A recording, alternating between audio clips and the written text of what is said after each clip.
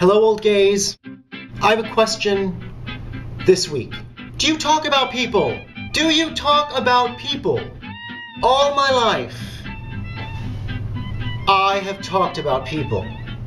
It was something for a long time that I was ashamed of and also in denial about. And then, I don't know, maybe about 5 or 6 years ago, I stopped caring. And I will talk about people if they give me something to talk about. Basically, if you act like an idiot, or, just do something ridiculous, or act like a jerk, or just a crazy basket case, I am going to talk about you. I say this because I've had to sort of kind of change my talking about people stance. Some things have happened that have made talking about people not what it once was. First being the internet. I have sort of stopped going on Twitter. I've had to really kind of abandon Twitter.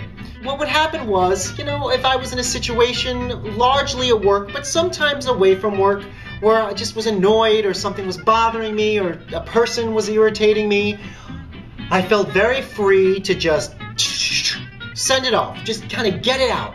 And, I felt better. It turned out, I'm not actually 100% sure that this is what happened, but I would say I'm 98.9% sure that this happened, and I'm not going to specifically say what it is because I'm just not. But I believe that due to a series of tweets I made last spring, I think I hurt some people's feelings, and I think they dropped me. I don't think they're my friend anymore. I'm pretty sure that's what happened. And when I realized that, when I put all the pieces together and I realized that's what happened, even being someone who talks about people, I was mortified. I really felt bad.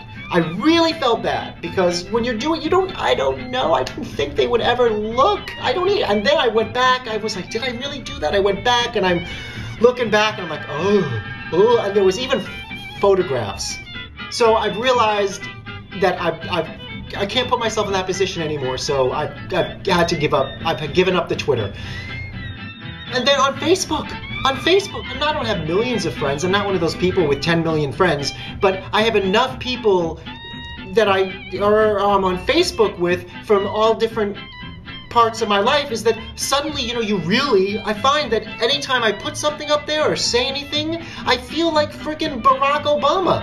I have to be, a politician because I've got to think, well, if this person or this group of people, if I say this or these people or that person, I've got to think of, anything that's just not going to offend anyone or hurt anyone's feelings or be misinterpreted, as opposed to, so I'm thinking I'm this far from leaving Facebook.